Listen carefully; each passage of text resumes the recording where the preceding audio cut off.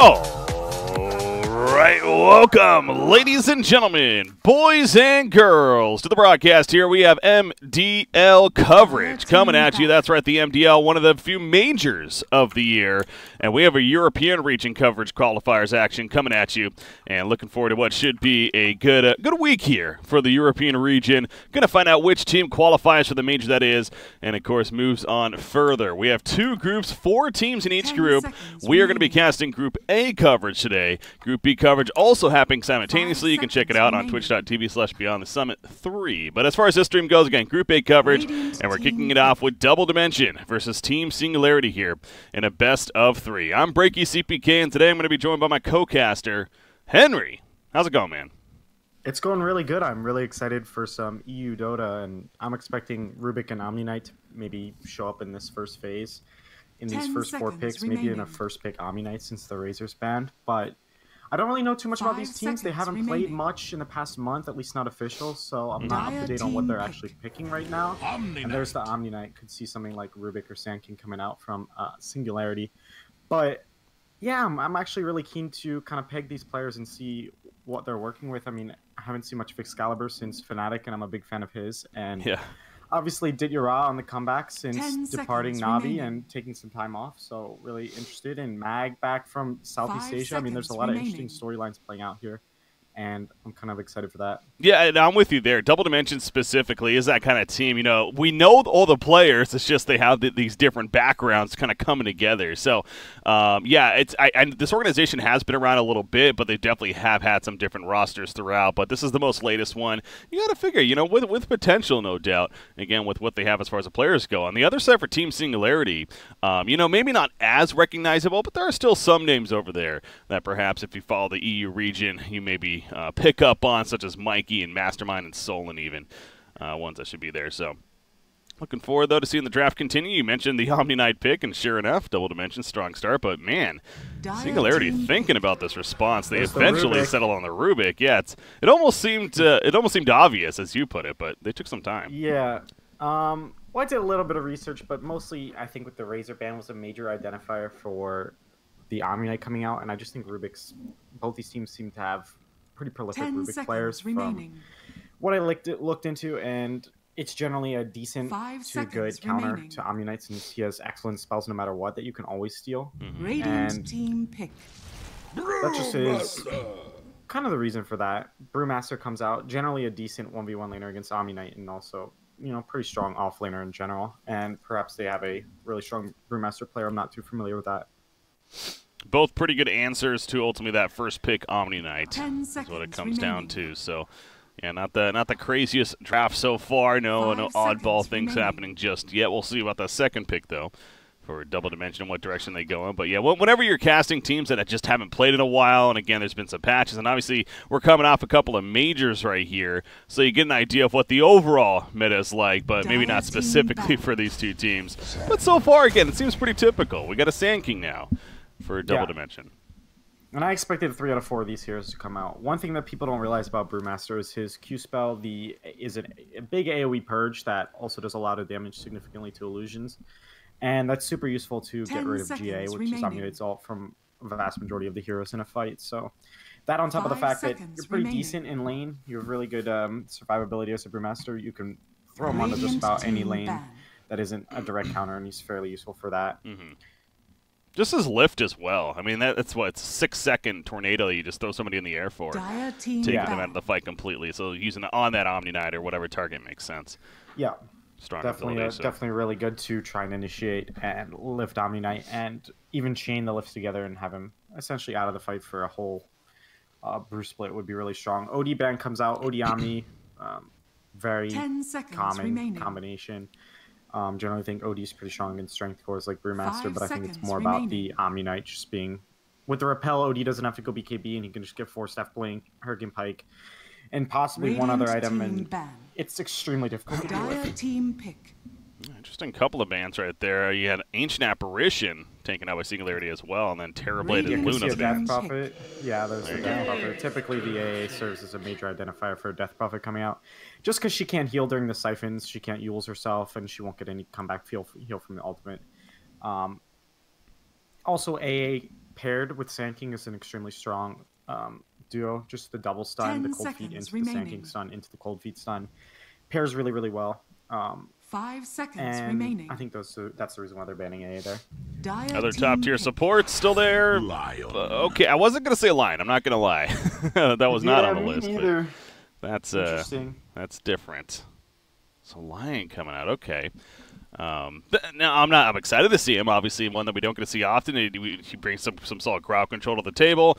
I've always seen him as potentially an illusion destroyer here, because the idea that 2 visibilities instantly kill illusions, maybe we could see him in that interaction, but that's not here. So yeah, the issue is there's no Terrorblade and there's no Luna, so there's no real major illusion hero that's a big threat coming out. I think one thing that's underrated online is the utility of the Blink Hex and how instant it is. And I think when you're playing heroes that are predicated on getting abilities off in a quick, timely manner, like Death Prophet with the Exorcism and Brewmaster particularly with the split, maybe there's some underlying high value in the Lion pick against, particularly the Brewmaster. I mean, getting an instant disable on him, that's very, very... I mean, you could chain that together for almost, 5-6 seconds. The stun and the Hex.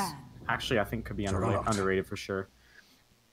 Double Dimension, pretty confident with their picks. They still have 2 minutes of that reserve time. They go Juggernaut now as their carry. Witch Doctor, by the way, of course, the 4th pick for Singularity, so that means Rubik going to be in that position 4 instead, and likely to get something like that Blink Dagger himself a little bit sooner now. 10 seconds remaining. Yeah, against a Brewmaster, you generally need a hero that's able to farm the lane in a manner based on spells, because you're just going to miss all of your attacks with the Drunken Haze. So you see all sorts of things. I think Juggernaut's probably the best against Brewmaster, just because you can just spin if you're Drunken Haze and get a ton of wand stacks. I also think there's not a whole lot, especially if Jug gets Manta this game, that they're working with to kill him. It's going to be pretty difficult. I mean, they have a lot of manners in which to deal with the magic damage and even the physical damage with the GA. I mean, Jug has Spin, Healing Ward, they have GA, Repel, Omni's Heal, and I'm not seeing a major amount of damage coming out from Singularity. I know they have the Curse, but generally, Death Prophet and Brewmaster are heroes that distribute damage pretty even spread. They don't really burst people. And so I'm hoping they get something that can actually kill people quickly, like, say, a Morphling for Singularity as their 5th pick. I would love to see Morphling, especially ever since that change happened with being able to replicate and take over abilities. Just the interactions we've seen and just the high skill cap that the hero brings to the table now, especially. So definitely would be on top of the list of ones that would be fun to see. Shadow Fiend into a Lycan ban, though, coming out here. Yeah, Shadow Fiend's very good against Death Prophet, so it makes sense they'd ban it. I do think this is a particularly excellent game for Morphling, just because Omni Knight, you can steal a Repel, you can repel yourself, and then go back to Morphling. You can steal Sand King Stun and Hex, which are 2 of the best stuns in disables in the game, and then you have Spin and Healing Ward as well. So I really would like Morphling for Singularity, especially with the OD ban. That's also a major, and Enchantress ban, 2 pure damage heroes, also major identifiers, and AA ban, leading up to a Morphling pick for me from Singularity. But who knows, they may throw me a curveball. Well, he is also one of those heroes, though, that it's like if you haven't had the most practice on him, you may not be seeing him because of that alone. So you got to wonder. It looks like Adamson is their carry player. How much I'm not too familiar with him, and I do think it's going to be a while before we see a big uptick in Morphling, just because I think the carry players have to get 20, 30, 40, 50 games in on him before they're ready to bust him out in pro matches again. But there are carry players, like you've seen Arteezy's done amazing things already with Morphling, that just have a natural acclimation to the hero, and perhaps Adamson's one of those people. I mean, there are other good carries coming out, and there's still a mid opportunity for Double Dimension. I personally would probably like Quap here. I think gives you good mixed damage, and it's really good at setting the tempo. So Jug can go something more farming direction. Oh, they're going to go Storm. Storm Spirit. So, I mean, the crowd control, it's not like that. They don't have that instant stun necessarily, so kind of makes sense. Yeah, especially you have to consider the fact that he's a very good repel hero. Oh, yeah. And a repelled Storm Spirit running at these heroes are extremely vulnerable and powerless against that. Maybe they're going to look for some sort of ground stun now, like Void. I could totally see Void just be able to catch Storm Spirit instead of Morphling, because what they're working with now, I mean, after the 10, 15, 20-minute mark, when you're expecting Repels and Storm Spirit and a decent amount of farm on him, you're not working with much in terms of crowd control. You got Lift, and then you got Silence from Death Prophet, and that's just about it. So needing that position of one that can bring a solid crowd control to the table, specifically, against the Storm Spirit. Even through the repel if you can help it. So yeah, Faceless Void, definitely one that comes to mind. Thinking of other stun potential heroes, something like a Chaos Knight or even a Wraith King, but obviously those wouldn't go through the repel. Yeah, and those heroes are super vulnerable against GA particularly. I'm definitely seeing Void here as my go-to, and if not, just the backup of the Morphling, which I think a lot of their bands set up. We'll find out soon. They're going down to the wire right here, deciding what they want to go with in the end. And You may now it's an Ursa. select Kind of a different theme in the end. Yeah, that was one I had at the way back in my mind. It's very, very good against Omni Knight, which is one thing I was thinking about, but I'm not a particular fan of it. In this game, I just feel like if Ursa's not very far ahead, he will be very far behind, and that's a big worry for me. I just think if Double Dimension has a good first 10-15 minutes, there's no real major place in this game for Ursa for me, at least. So a game of getting off to a good start here if you're Singularity, not one that's going to be recovering if they do fall behind early on. So, all right, lineups are set. I'm wondering now in the laning phase, is there anything clever you think we could be seeing? Something like, Omni Knight, like an Omni Knight Sand King. I know Omni Knight likes to pair up maybe with a melee support as well and just be extra annoying in that laning phase. Remaining. So. Yeah, I could see them dodging the Ursa 5 and seconds tri-laning remaining. with Jug, Lion, Sand King, perhaps. I think generally we're definitely going to see Storm mid, so I think Double Dimension only really has the 2 lanes to swap around. And then I could even see them doing something like an Ursa, trying to man up into the Juggernaut. I think that's a little iffy. I think they definitely just want to get Ursa the best lane possible. So I do think if a team was going to sort of dodge, the colloquial, structured lanes, it would probably be Double Dimension trying to get Omni Knight a better lane and hoping they can drug tri-lane. But I think generally I'm expecting pretty formulaic Omni Knight off lane, safe lane Ursa, Storm versus Death Prophet, roaming 4 players, that kind of stuff. But I will say if they do that, it is very likely that the Sand King will lane with the Omni Knight in the off lane. Okay. At least for the very early part. I think I heard a pause here as we're loading in. At least attempting to load in. Not going to lie, it's been a while since I've touched Dota 2. I've not played a game, let alone it's been a while since I've casted some Dota, so I'm hoping my game has no loading issues here. There we go. We are. How's it been being a new father? Well, it's been great, man. It's life is definitely a bit different.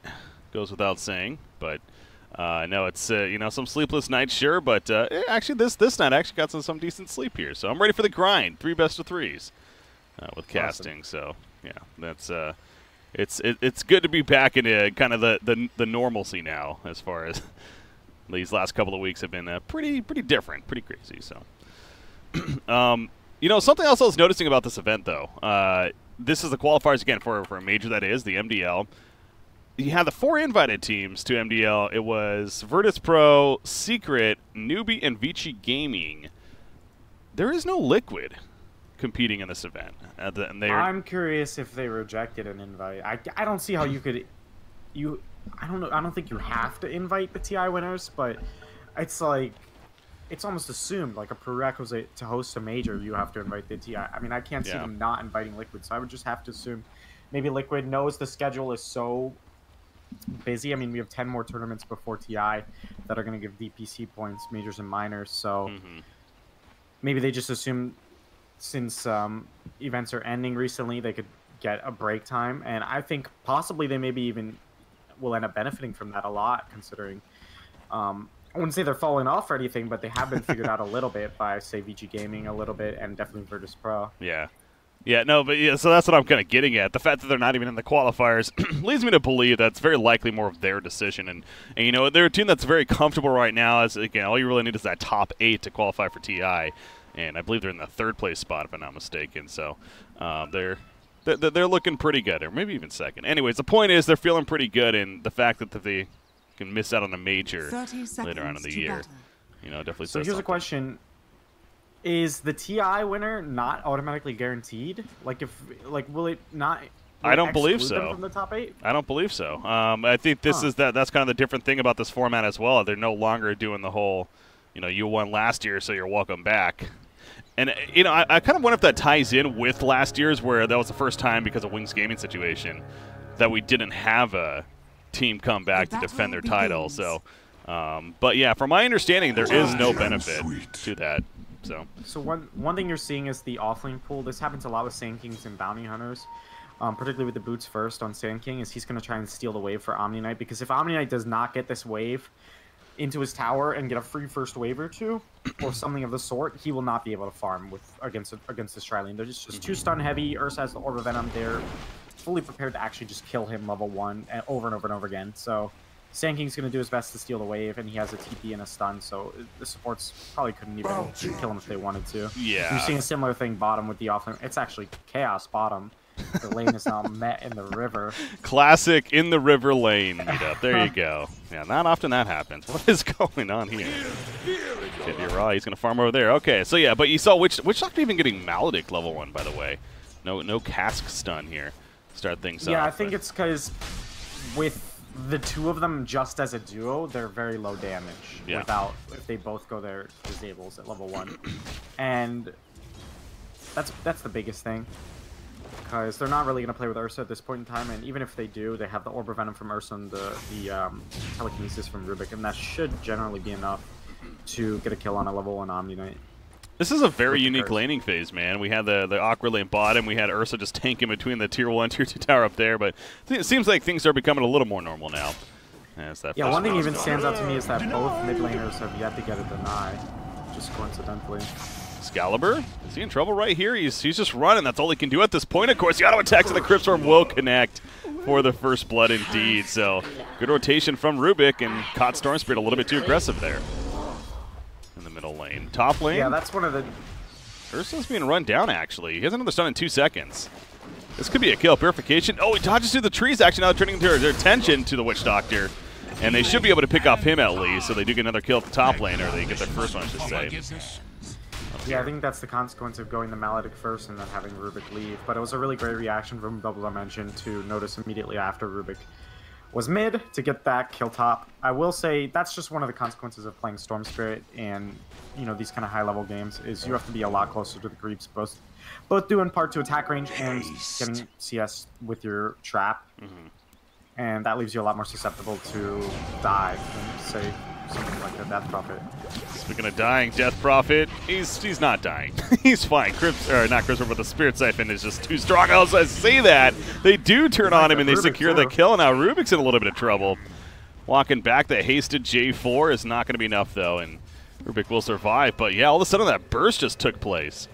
They dropped it. That's a level 2 overload from Excalibur. Yeah, and that's really, really good for J4. He might have Tranquils at 3.5 minutes if that's the item he chooses. It looks like it is. Boots now 500 gold. I still don't know how I feel about that change. Going from 400 to 500 gold. I think what they wanted to do was stop the concept of all these different heroes, particularly offlane and 4, starting with Boots. All that fell at top lane. And running at Milan here. A couple more auto attacks would do it, but I don't think Ursa's going to get those couple more auto attacks. Yeah, just a little bit too fast is Sand King, speaking of those boots, and also with the Windlace. Keep him alive. Middle lane, Excalibur. There's just action continues. Crypt Storm into the lift, into the toss back. Excalibur doing what he can, maybe for the turn kill. Overload procs, gets the turn kill, and a Rubik does fall, though. Looks like he got the kill first, however, so there's a benefit. As Mastermind will be fine. No lacking action here in game number 1. Even Mikey at the bottom lane is having some fun before he falls back. So, yeah, that's actually an interesting point that you bring up about the boots idea, where I didn't think about it that way, but kind of a nerf almost to getting it at the beginning of the game. Yeah, because we were seeing on certain offlaners and on the very often on the support role position 4 to start with boots, tangos, clarities, and now you just can't do that. So you have to sort of choose, and we're just seeing, you know, typical workarounds, like the 5-player will just buy more tangos and give one to the 4-player, or Windlace is kind of making a big resurgence, which possibly that was intentional. They want more Windlace in play at the start and less boots. Yeah. You know, it's funny you mentioned that because Milan actually did go boots first on the Sand King, even despite that nerf. So, but yeah, there's kind of workarounds to it still, but it's obviously you're investing 100 more gold now overall in the big scheme of things. Have to be really, really worth it. But bottom lane, Brewmaster, he has those boots. He's hexed up. He's going to be coming out of the hex and go for the TP, and he will survive.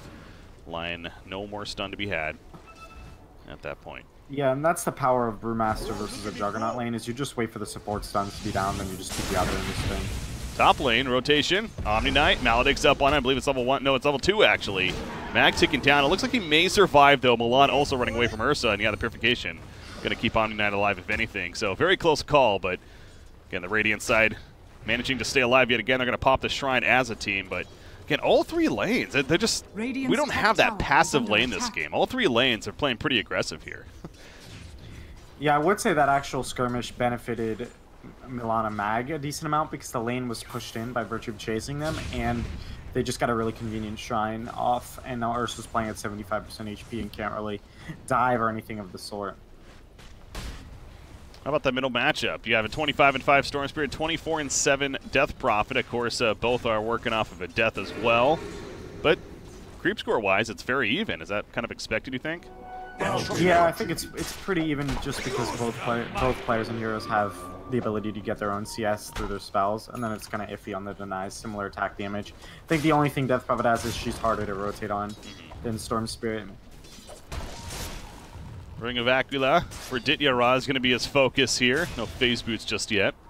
He's going to look to finish it off in the side shop, and there you go. Swaps it on in. Over here, Milan at the top rune. He's hiding nearby. Yeah, he's kept his catapult alive. I think that's a big reason why you go Aquila here instead of phase boots, because you know you're not killing Brewmaster. It's just too difficult unless he gets an ultimate off like this. Oh, is he going in? Just get a kill. Yeah, he is. There's that Omni Slash. It's like, right as you say that, it's like, sure enough, he gets the kill. Yeah, I think that was just pretty poorly played by Brewmaster. All he has to do during a spin is TP. Maybe he doesn't know where Lion is, but you have to make that play. You know when ultimate's coming, and you're going to get chased. And that's the power of playing against a Jug line hero, which is just having the TP in the lane. Top lane, spin comes out. they just run at Ursa, get him pretty low. Now, here comes some more support. Rubik lift up on Milan. Adamson in there, repels, not going to save him against that physical damage.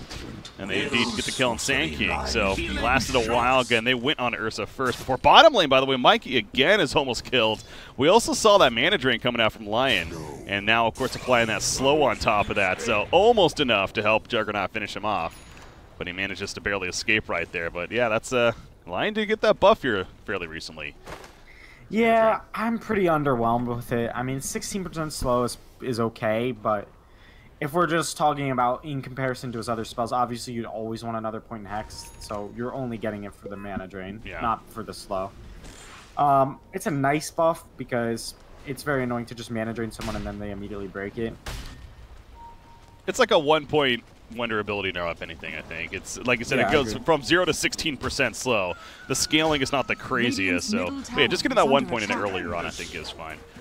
And you know, just a nice enough buff for the hero. But J4, he's gonna go for the bounty rune, and he'll be successful with that. Meanwhile, Smoke, yeah, they're coming in, spinning on the camp. So Ditira's not gonna have a spin here either. This could be key timing. Oh, and I believe they see this. Well, they see Lion at least in the area. Storm has no TP as well. That's important to know. They're popping Exorcism for this. They really want this kill. They just might get it. There's a lift. No spin for another couple of seconds, and the easy kill on the Juggernaut is successful. Top lane. See them going on a Soul, and Repels put up by Mag. Purification. Oh, it's not enough damage, actually.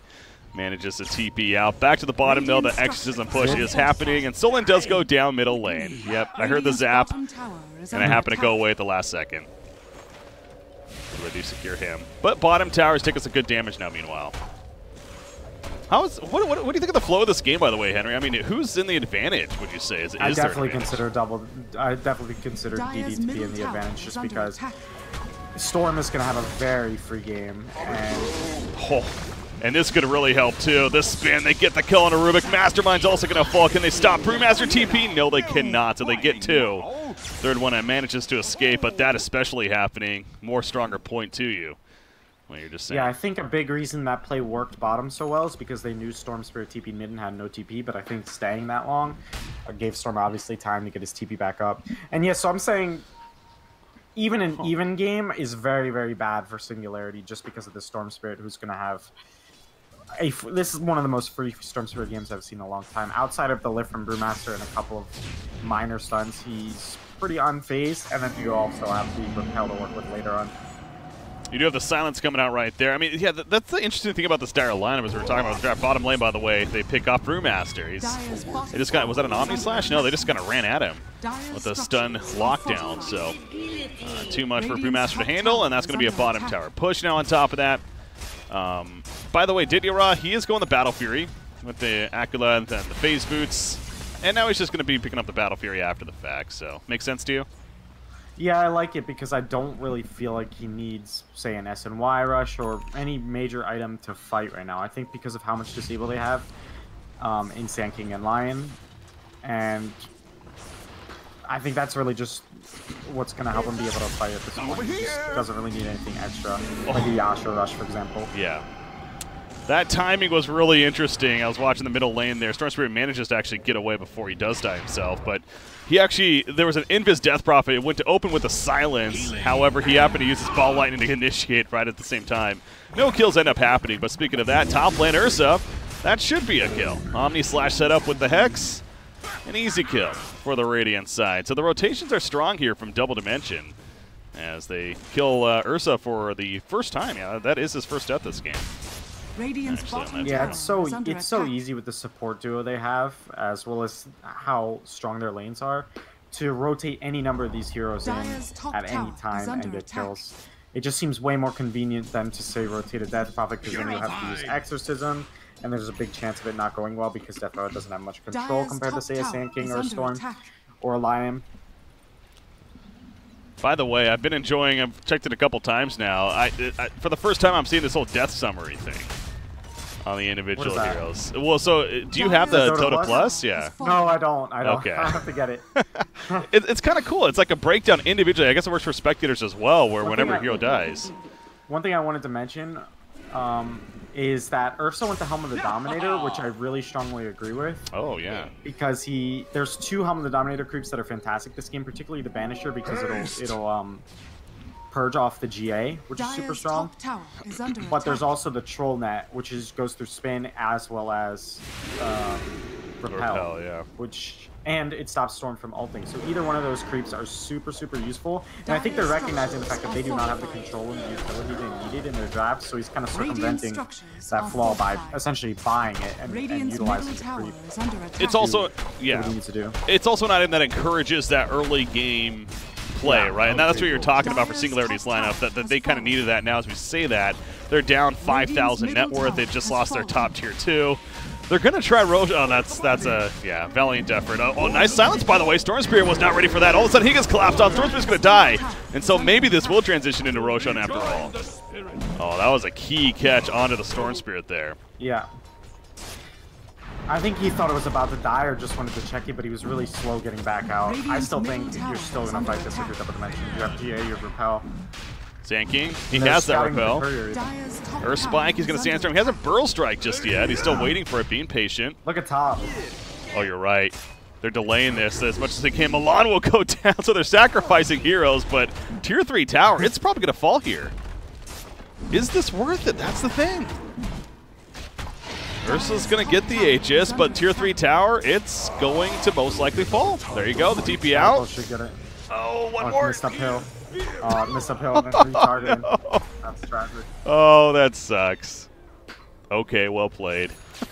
I'm sure if Storm Spirit really wants to be ballsy, he could, like, ult in there and then TP out after hitting it. Yeah. I guess it's not even remotely close to worth it, but I still think they made the best out of a very bad situation. They got a pick off with the Exorcism, went straight into Roche, and then Storm made a mistake going in and not getting out. Yeah. So I think Jug made a really, really good call.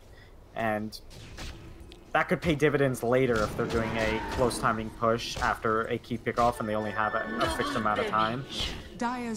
And the difference between a full HP tower there and a 2 HP tower there could make the difference between a Rax at some point.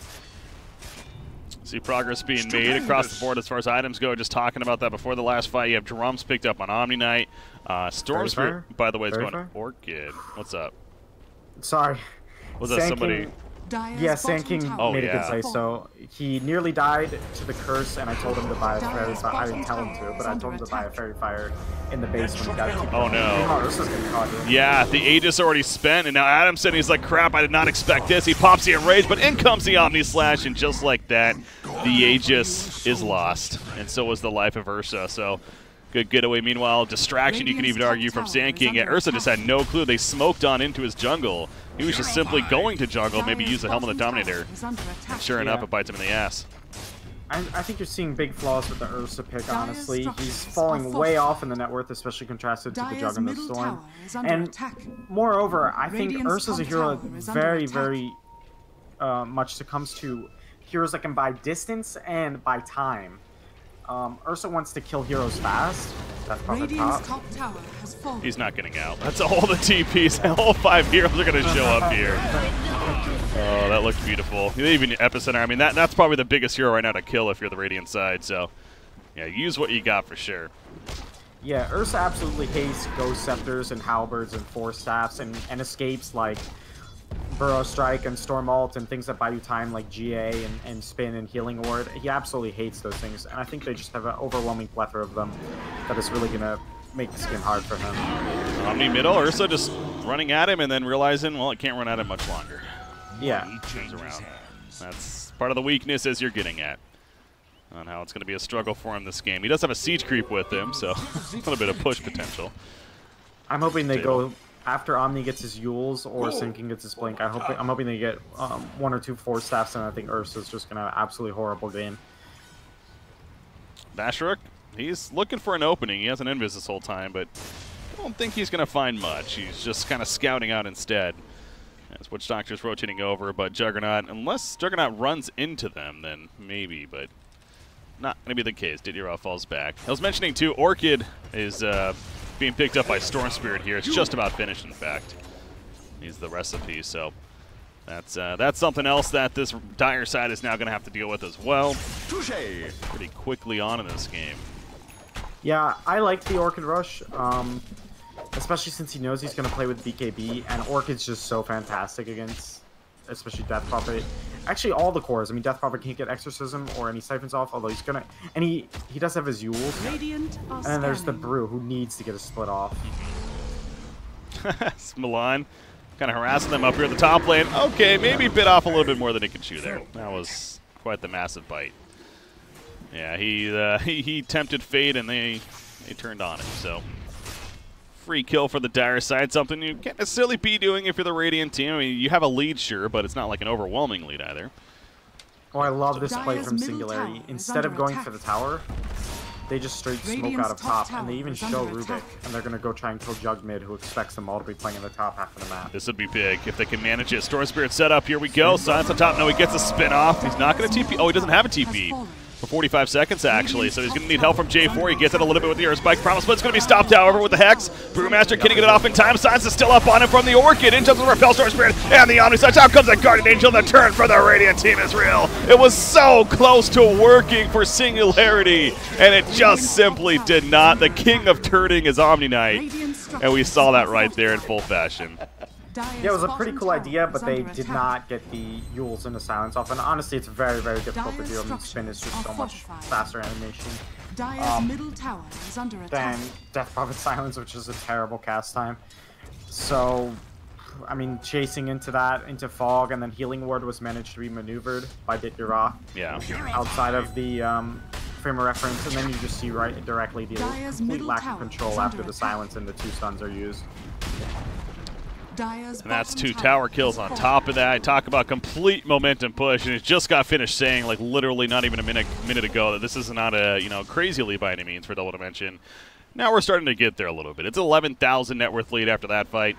Yeah, that was basically 6,000, 7,000 plus for them right there.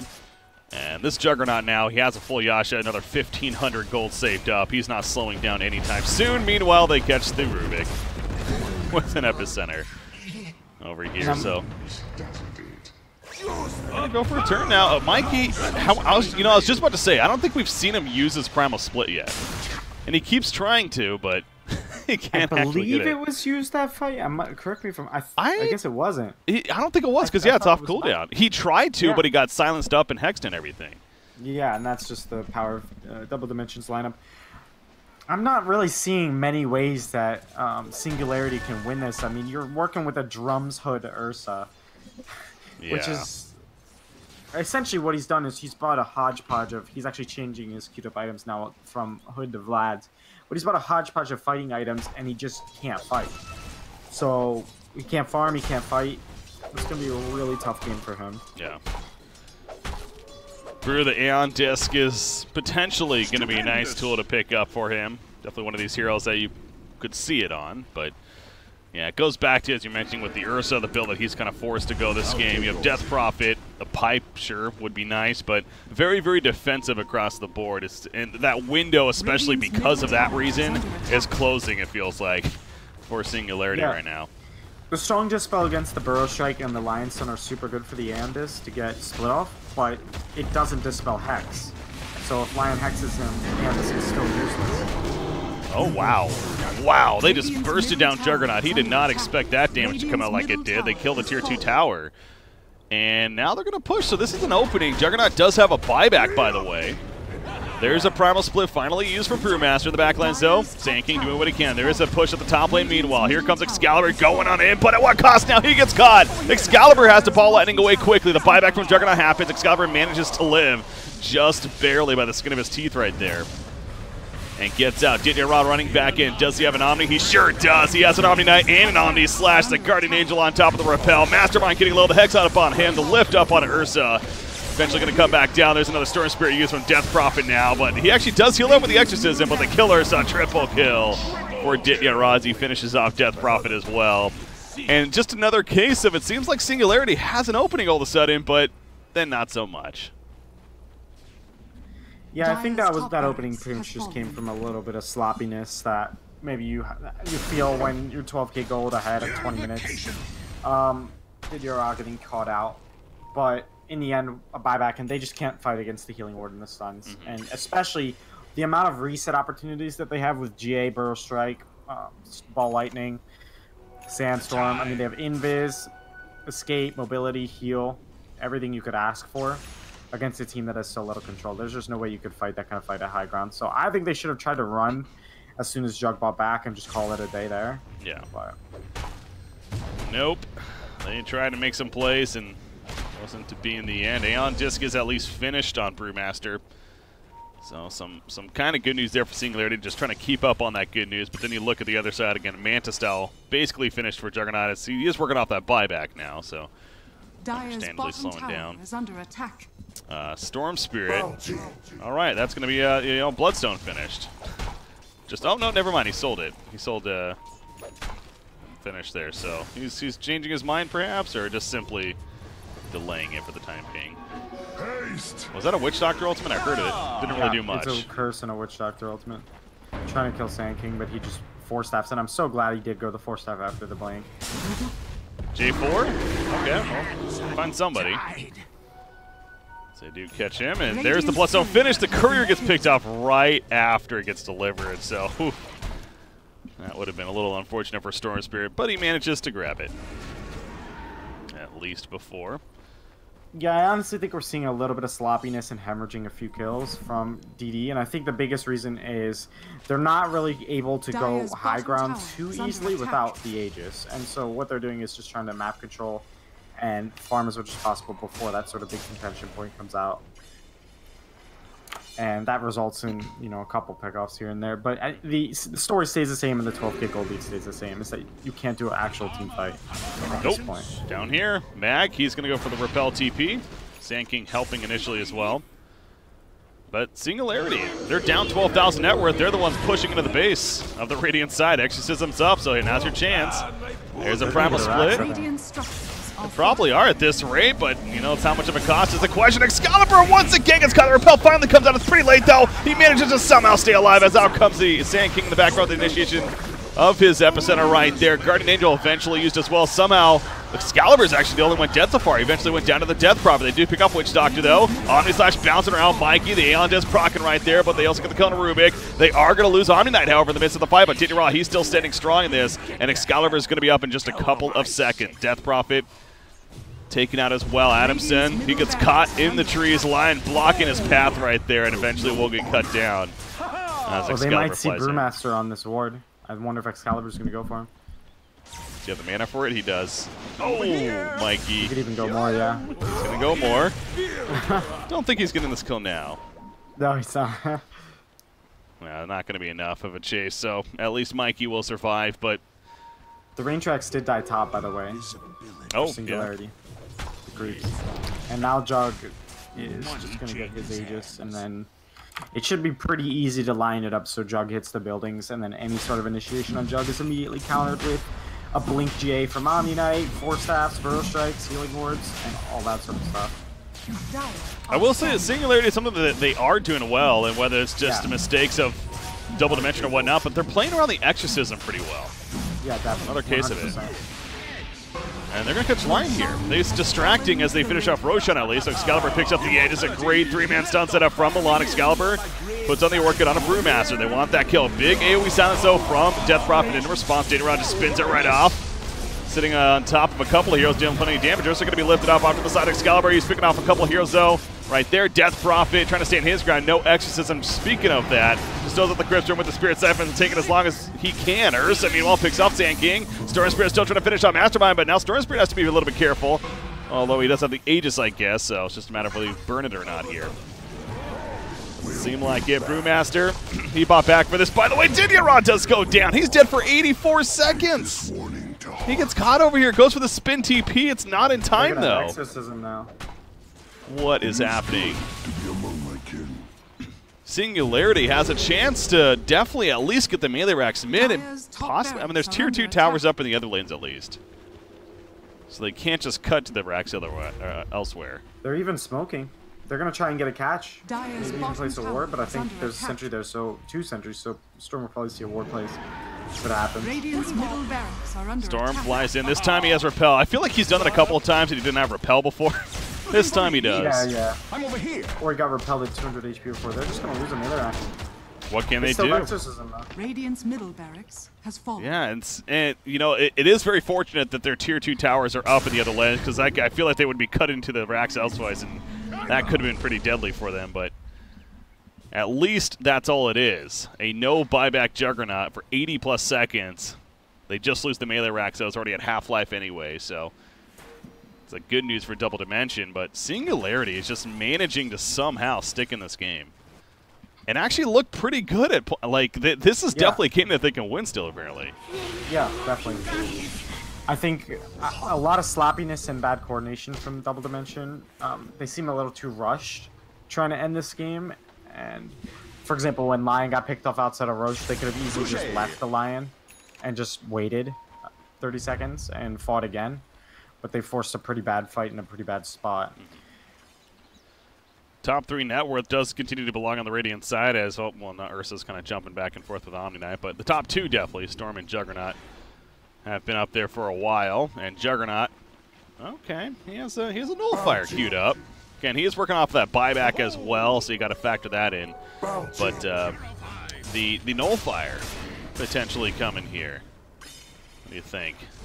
Is that actually a good item in this game? I think it's really, really strong against Death Prophet, especially if she can't Yules during her ult, or during Jug ult, rather. Other than that, I mean, there's not anything major I see. I think it's just the 2 Yuleses they have. And I'm not actually sure how Nullifier works with Aeon Disc. I assume it must just completely disable Aeon Disc, I'm pretty sure. Which I could see that also being very valuable. So I think they have a couple preventative measures in terms of itemization for Jug ult in the Aeon Disc and the Yuleses. I think that's what's very good against. Also gives him armor, which is pretty important against Exorcism and Ursa. I wanted to say I'm super fond of Death Prophet's build. All 4 items she's going. The Yules in the pipe I think are excellent against Sand King and Storm, and the Yules against Jug ult and Orchid and all of that. And then I think the Solar Crest was a fantastic pickup for the evasion against Storm, who actually is underrated in terms of how much he's predicated on attacks with the Overload, and also Jug, obviously. But then the Aeon Disc on top of it, Death Prophet's going to be able to get full exorcism off in terms of duration every fight, always, forever. There's no way she actually dies. If they dedicate everything to bursting her, it's just going to be... probably might even fail. Yeah, if they do it before the Aeon Disc has been popped, then yeah, no, that's not the best play for sure. So need to at least get that used before they want to use Heavy Burst on the hero. That's when she has it. Now, to be fair, she doesn't have it yet. 1,400 gold saved up. Still needs all the components. And Double Dimension, they're right now they're choking out Singularity as far as just keeping them in their base for the time being. But Ursa finally makes progress on a little more offensive item, by the way. He just got the Basher here recently. Yeah, it's very good against Jug. And the Repel, because they have no disable through the Repel and Storm. So if he actually manages to, you know, blink and get 2-3 hits off on Storm, he could get a chain disable or something. Generally a pretty strong item. I think Abyssal Blade is very, very good against the Repel, if he can manage to build up towards that. Ooh, Mikey trying to get that catch, but Sand King a little bit too quick. And he'll be fine. So Juggernaut, the Nullifier, it's just about finished, actually. And we were mentioning about the armor that he gets from that as well, but on top of that, he also got the 10 armor talent at level 20, so yeah, he is really tanked up now as far as... there is a lot of physical damage because it goes back to, you know, not only the Ursa, of course, but then you have Death Prophet, as you mentioned, Exorcism itself being all that physical, so that's going to be a nice mitigation for Juggernaut to work with. I heard the Aegis taken away, though. Yeah, and they smoke immediately after it ends out of their base. And there's no vision whatsoever for Radiant. They have to know that this is happening. You see the spread. It's like, yeah, they definitely do. They are playing very defensive right now. Saw it coming. Sand King. Dire team. They caught somebody up here. That's going to be Lion. All right, well, I guess if they're going to catch somebody, that's the target where you're okay with. Sand King is also caught, actually. Oh, no. He is going to fall, too, so... At least Lion gets away, but they do pick off Sand King. They're it all. It's a nice find there. He's dead for 45. Does have a buyback, worst case. But there you go. Nullifier is now finished. There's a lot of positive signs, actually, for Singularity. I mean, it looked like a very one-sided game for the majority of this game. But they're really showing their lineup has a lot of cohesion, a lot of strengths that maybe are underrated. Maybe Control isn't one of them, and that's kind of been abused a little bit by Double Dimension. But they're pretty good at killing solo heroes and pretty good at grouping up and non-dying. Yeah. The Pipe and the Solar Crest and the Helm of the Dominator and the Vlad. They have lots of great auras that they're working with. And they're going to use those to push Tier 3 right here at the top. You mentioned Exorcism. It's level 3 Exorcism now, by the way. Excalibur again going into it. Has a Repel. Going to jump in onto Ursa. Get into about half-life currently before falling back. Juggernaut lifted up to the side. That's the lift from the Storm Brulee. So a long duration. They lose a Tier 3 tower. Ditteral, though, he wants to find an opening. He's charging on it. He's going to be lifted up once again. Sand King hits a stun on top of the spin from Juggernaut. Sitting on top of the Death Prophet. Mutes him. Meanwhile, they lose line on the backlands as Ursa went in. The in-rage is still up, mitigating plenty of damage himself. Juggernaut, he has to respect that. Out comes a Death Ward from Witch Doctor. As they lose Storm Spirit, he buys back immediately, though. Excalibur, he flies back in now, trying to hold. Right here is Double Dimension. That comes the Omni Slash. Finally, Guardian Angel on top of that. They're going to lose the Sand King, though. Storm Spirit lifted up. Diddy Rush is spinning. He'll finally take off the Ursa, but Death Prophet still well alive, as is Mikey for the time being. They're going to lose Witch Doctor, though, as Juggernaut is able to cut through him. And finally, Singularity may be looking to retreat now, as Mastermind TPs as well. They only lost 2 heroes after Exorcism was down, and they got the building they wanted. Wow, that was, you know, I gotta say, Storm Spirit has felt very underwhelming in these fights. Yeah, definitely. I mean, now more than ever, he's going to feel even more underwhelming with a Pipe and a Solar Crest. Whoever he goes on is just... Like, he went on Ursa with the Orc, and Ursa just got piped and Solar Crested. And all of a sudden, he's not taking magic damage, and the right clicks are missing, and there's just no real damage coming from Storm. He just needs to buy himself another 10-15 minutes before he can really do what he needs to do to carry this game. I think I'm really, really impressed with Singularity and how they're bringing this game back, particularly in the itemization. And my question was answered there. It looks like the Aeon Disc will dispel Nullifier. So I'll take your treatment. I'm a little questioning the Nullifier pickup, honestly. I didn't really know, and now that I'm seeing, I mean, for example, he nullified the Death Prophet and then tried to man up, and it didn't accomplish much. I mean, Death Prophet's rocking 35 armor when she's near Ursa, and evasion as well, and a Yule's. I mean, I think maybe a different item might have helped for Ditya. I'm not 100% sure. Well, he has 1,700 gold saved up, so something else is eventually going to be happening. But, I mean, yeah, 20,000 net worth. He is well above right now. But I'm never, not never, but it seems like, you know, it's not often we get games where a team is continuing to be down like in around a 10,000 average net worth, yet it feels like that they're continuing to be the one winning fights. And that's Singularity's case in this game. I mean, the net worth still suggests that Double Dimension has a comfortable lead, but again, when you really break it down, not so much. In fact, this could even be more. Did it wrong, taking the bash proc. Oh, they got the bash proc. He's going to fall. That was such a greedy play from Juggernaut. I mean, and you he gets have picked. to know they have Basher at this point, right? I mean, they had it last fight. They had it for, what, 7 minutes, 6 minutes? Yeah, he's had it for a while. That was such a greedy play for that reason alone, as you mentioned. And he's dead for, I mean, he has a buyback, but that would be the second buyback this game as well, really setting him behind. I mean, yeah, multiple buybacks and investing. I mean, his last, 7,000-8,000 gold has been invested in damage distribution, not damage. Sinking ult was on nothing. Oh boy, that's not good. They were hoping to catch somebody, maybe the Brewmaster there, but meanwhile, they're doing Roshan is the rest of the team. So here's a question. Do you think you could be tilted here if you're Double Dimension? I mean, it has to be ass. I mean, I've seen, I don't want to say questionable stuff, but I mean, it might be, like, for example, that Epicenter was on absolutely nothing, and it wasn't even close. Oh, and maybe miscommunications in terms of when Storm should go in with the repel and some bad target focusing. I think that stuff needs to be fixed before, well, now. Before they lose. Exactly. It's. I mean, again, net worth still suggests they're ahead, but honestly, I don't think they are. Especially with like they're ahead at all. Especially with the Roshan kill, you now have the refresher on Death Prophet with cheese, and of course they give the Aegis to Ursa on top of that. This is complete advantage right now. It feels like for Singularity, because again, when it comes to team fights, especially fighting around the Exorcism, which they've done such a great job of, as we keep mentioning, that and the Primal Split for that matter.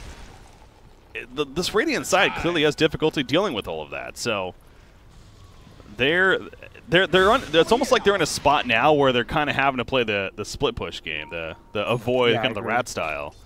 The issue is, like you see, it's pretty easy to get hemorrhage kills when nobody's buying BKBs and they have a basher on Ursa, and I mean, it doesn't have anything like oh, he has Ags now. Actually, he just finished the Ags. Oh, okay. So that's gonna help with the global GA. So if Ursa actually is on somebody, they can just GA and save. Also works on buildings now too, which honestly in this game, especially against Exorcism, pretty strong. So they're just trying to force rotations back. I just kind of realized the item synergy from Singularity makes a lot of sense. They realize they don't have control and they can't really fight predicated on control, so they're just going to allow Double Dimension to jump them and have all these auras and utility items to just survive it and combat it from there. Yeah. Radiant's bottom tower is under attack. That was kind of an interesting trade, as Exorcism was committed for the Tier 2 tower bottom, and so the Radiant side, they decided to finish off the melee racks top. And now they just want to retreat, because again, Exorcism is still active, but they catch Juggernaut. Oh no! He gets caught. Mag running in. Does he GA? He does. He gets in there. He hit Blink towards him. Again, he didn't necessarily need to. He threw out the Purification, though. And that cast still bouncing around. Juggernaut will at least finally survive, and Mag, different story for him. He's going down, but at least he did his job. But he's dead for 70. No buyback. Yeah, they have no GA now. Honestly, with an Aegis and the Refresher Shard and Death Prophet, that could very well be game. He's going to pop the Refresher Shard and get the Exorcism. Oh, Excalibur. We've seen that several times. Going to backfire, so got to be super careful, especially with no repel right now. He does nothing when he does that. He just waits. He did no damage at all. It's like he's just trying to distract, if anything. Be like, hey, yeah, follow me. But they're not going to fall for that. But who do you even initiate on here?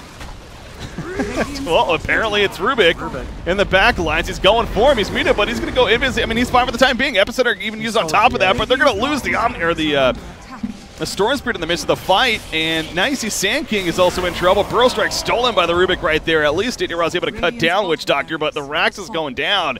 And Singularity is just going cutthroat right here, because again, what can Double Dimension do with what they have up? This is going to be mega creeps. And Singularity is on their way to taking game number 1 after somehow being down 10,000 or so net worth for a majority of it. There's a buyback from Sand King, but that's just delaying that. I mean, that's it. The Storm Spirit's dead. Lion's dead. There's no way they win. How do they stop this? Structures are fortified. I mean, they have Juggle. That's really what they're working with. He's repelled now, but he has Omni. He's going to use it right there. Lotusaur pop, though. Oh, he saw the bouncing around. Oh, that Lotusaur view. Stole the ult. I saw this. I don't know Bashrik very well, but I saw Bashrik make very, very good plays, stealing Juggle, GA, and Burrow Strike constantly. That felt like such a weird game. It wasn't until, like, literally Singularity did not have a net worth lead that whole game until that very, very, very end, which is just, it just went over to 1,000 net worth lead. I have to say, though, I'm very, very impressed with them, and I feel like I learned a lot watching Singularity this game. So, pretty excited that I got to watch that. It goes without saying, whenever a game like that happens, though, the other team maybe not playing as clean as they should have, and I think there is a bit of that here from Double Dimension side. There were some sloppy moments. It seemed like they were ahead, and so they felt very comfortable. You know, the whole split pushing that they're doing. Juggernaut got caught a couple of times by himself. Excalibur's impact, he kept on going in, He went in several times without repel, and he managed to live barely, but as you pointed out, even, it's like he wasn't even really doing anything when it came to offensive use. So, across the board, Double Dimension needed to tighten some things up, but definitely props to Singularity. I'm pulling through with the victory, so. All right, Henry, we got a break coming up right here, but game number 1, going to Singularity over Double Dimension in this best of 3. So again, to clarify, it's a GSL format here for the group stages, so essentially a mini double elimination tournament. But right now, Singularity up 1-0, trying to advance on to the winter finals of Group A action. I'm BreakyCPK, joined by Henry. We got MDL European coverage action coming at you. Stay tuned, guys. Game number 2 going to be coming up next.